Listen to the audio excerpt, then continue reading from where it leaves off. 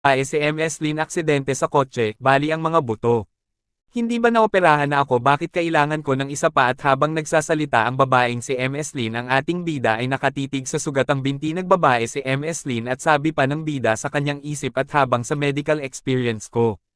Hindi na niya kailangan ng isang pang-operahan sa kanyang kasalukuyang kondisyon, at medyo mahivane ako at ayoko maiwananan ng peklat sa binti ko at dumating ang hanggal na matanda doktor at sinabi nito kay MS Lin ayos lang ba ang pakiramdam mo ngayon? At sumagot ang babae si MS Lin masama ang mood ko ngayon pero ang nurse niyaya ako, nga pala Dr. Wang may paraan ba para matanggal ang peklat at ang ating bida ay napapikit na lang habang nakatayo ito at pinagpapawisan ito at sabi nagmatanda hanggal na doktor sa sobrang laki ng iyong peklat kailangan ng ilang operahan para unti-unti ang pag-recover, impossible sa isang buwan.